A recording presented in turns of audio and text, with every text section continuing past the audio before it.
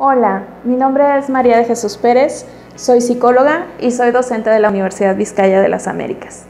El día de hoy me gustaría hablar de un tema sumamente importante, que es los impactos negativos que tienen las conductas de discriminación hacia la comunidad LGBTQ+. Y bueno, lo primero por lo que tenemos que comenzar es por definir qué implica la discriminación. Para ello me gustaría valerme de la definición que utiliza CONAPRED, que sería que esta es una práctica cotidiana que consiste en tener un trato desfavorable o de desprecio inmerecido contra una determinada persona o grupo. Ahora aquí quiero hacer mención que cuando estamos hablando del término de discriminación lo estamos empleando como un término en general. Sin embargo, hay algunas definiciones que parten precisamente de la definición de cómo buscamos la discriminación o cómo sucede la discriminación hacia ciertas comunidades en específico. Y en este caso, para referirnos a lo que atañe a la comunidad LGBTQ+, creo que tendríamos que definir también el término homofobia. Ese término se comenzó a usar hace bastantitos años con la intención de definir una serie de conductas desfavorables o de hostilidad dirigidas hacia personas, en particular en su momento hacia personas homosexuales. Sin embargo, ha habido bastantes adecuaciones a lo largo del tiempo y aquí creo que hay que señalar que esta definición como tal ya no alcanza a cubrir lo que nosotros estamos observando en el presente, porque la base de una fobia sería la ansiedad y la base de la homofobia sería más bien la ira o el enojo. Por lo tanto, ya no alcanza a ser suficiente para definir lo que está sucediendo en lo que sería con respecto a la discriminación. Así que surge un nuevo concepto, que es el que conocemos como prejuicio sexual. Y este es una actitud negativa hacia personas que tienen una orientación sexual distinta a la normativa y que por lo tanto conlleva una serie de conductas que pueden incurrir en la discriminación, en la victimización, malos tratos, violencia, entre muchas otras, hacia la comunidad LGBTQ+. Es importante que podamos definir cuáles son los principios éticos universales y cómo entran en juego en este tipo de situaciones a manera de prevención. Y sobre todo porque me gustaría hacer mención de que estos principios éticos universales pueden llegar a regir nuestro actuar, ayudarnos a resolver dilemas o situaciones que nos van a generar, pues obviamente, problemas en lo que sería el trato hacia otras personas. Primero que nada me gustaría hablar de la beneficencia. La beneficencia consiste en un principio que se basa en hacer el bien y cuando menos no dañar. Cuando estamos hablando de conductas discriminatorias, estamos hablando directamente de ocasionar un daño dirigido a una persona solamente por una condición propia de su ser. Por lo tanto, estaríamos incurriendo en una falta directa a la beneficencia. Por otro lado, tenemos la autonomía, que es el respeto a la dignidad humana, permitiéndole a cada uno decidir qué es lo mejor para cada quien. Cuando nosotros intentamos imponer una versión de cómo debería de ser la sexualidad sobre otros, estamos impidiendo su derecho a tomar la mejor decisión para cada uno. Y finalmente tenemos el principio de la justicia. Con este nos referimos a que cada persona debe de tener acceso a solventar todas sus necesidades de la mejor manera. Cada vez que se le niega un servicio a una persona por su orientación sexual o por cualquier otro motivo, estamos impidiendo su acceso hacia la resolución de sus necesidades. Por lo tanto, estamos incurriendo en una falta contra la justicia.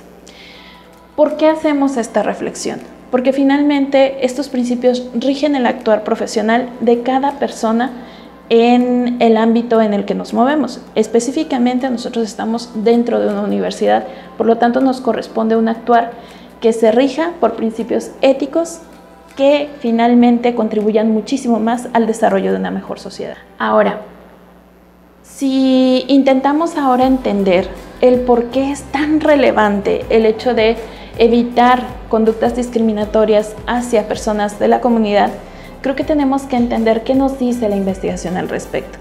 Y la verdad es que hay bastante sustento empírico para poder pronunciarnos en contra de este tipo de conductas.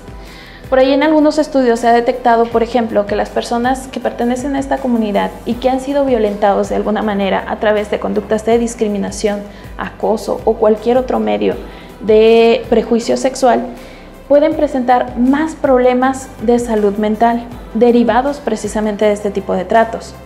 También se incrementan los síntomas psicológicos relativos a la angustia y el estrés. En otros estudios se ha demostrado que incluso las conductas depresivas o síntomas depresivos, síntomas ansiosos, síntomas de ira y estrés postraumático llegan a ser superiores a la población general. Además, pues obviamente también podemos encontrar un deterioro en la autoestima que surge de precisamente una confrontación del autoconcepto con lo que la sociedad dicta o manda que debería de ser. Y finalmente, y esta me parece que es uno de los impactos que más debería de preocuparnos, las tasas de suicidio son mayores en la comunidad LGBTQ+ que en el resto de la población.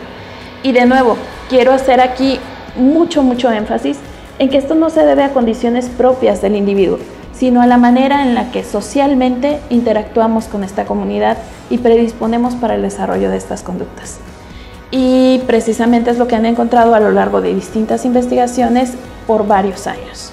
Ahora, creo que es importante que nos preguntemos cuál es nuestro papel como profesionales para lidiar con este tipo de conductas y sobre todo para prevenirlas.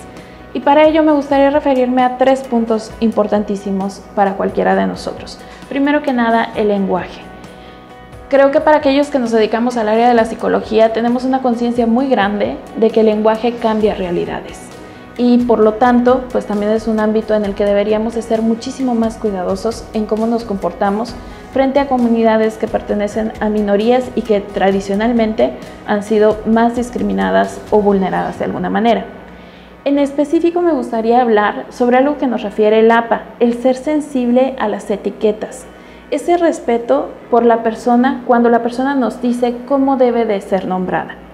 Y entiendo que exista mucha controversia al respecto, pero lo más importante aquí es el respeto a la voluntad del individuo. Cuando nosotros como profesionistas nos aproximamos hacia hacer una investigación o hacia una participación en intervención, es importantísimo que primero consultemos con las personas involucradas cómo preferirían que nos refiriéramos a ellos. Lo segundo es también en cómo empleamos ciertas palabras para poder, en algunas ocasiones, designar prejuicios desde la manera en la que lo enunciamos. Por ejemplo, el APA también nos marca que lo correcto sería referirnos a orientación y no a preferencia. Cuando hablamos de preferencia, casi siempre juzgamos por elección una condición que podría ser biológica. Entonces, desde ese punto es por lo que la manera más correcta de referirnos sería a orientación. También es importante que consideremos que aunque tradicionalmente y en el pasado, en los ámbitos académicos y científicos nos hemos referido a personas homosexuales o a homosexualidad, la verdad es que este término ha sido tan utilizado en perjuicio de las personas y con connotaciones tan negativas que a pesar de que hubiera sido un término utilizable en el ámbito académico, al día de hoy tiene una connotación negativa que no permite su uso de la misma forma. Por lo tanto, en muchas ocasiones, algunas personas pertenecientes a estas minorías prefieren ser llamadas lesbianas, varón gay, varones bisexuales, mujeres bisexuales, en sí, a como cada uno de estos colectivos y también personas decidan ser llamados. Porque también recordemos que a pesar de que existan colectivos, cada individuo tiene una voz propia sobre cómo preferiría ser tratado por otros. Y finalmente, dentro de esta situación también urge un autoanálisis de nuestra perspectiva. Creo que durante muchos años hemos hablado de tolerancia. Sin embargo, si analizamos esta palabra, viene precisamente del privilegio de la comunidad heterosexual. Es decir, es una palabra que se refiere como a una aceptación resignada de la diferencia, cuando lo que deberíamos estar buscando es precisamente que todos compartamos derechos iguales y que por lo tanto tengamos el mismo acceso a todos los servicios, a beneficiarnos enteramente de nuestra condición de seres humanos. Y la tolerancia aún así tendría como esta connotación de lo que a lo mejor hemos escuchado mucho como te entiendo y te respeto pero no estoy de acuerdo, como una especie de aceptación, como les decía, resignada. y por lo tanto pues de nueva cuenta influye en que podamos mostrar cierta cantidad de prejuicios. Y también el reconocer el impacto que tenemos en otros, porque finalmente tengamos la orientación que tengamos, la manera en la que nos referimos a otros, la manera en la que interactuamos con otros, tiene un efecto que en muchas ocasiones no alcanzamos a dimensionar. Entonces, esta conciencia puede hacer que tengamos conductas muchísimo más sensibles a la diferencia. Y finalmente, también me gustaría tocar el tema de la política pública y la actualización constante.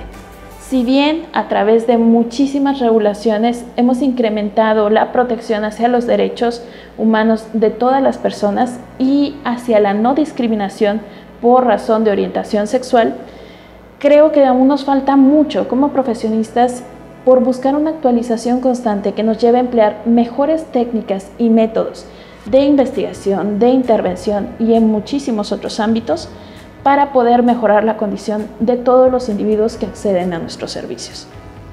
Sin más, me gustaría agradecer muchísimo el espacio y quedo a sus órdenes.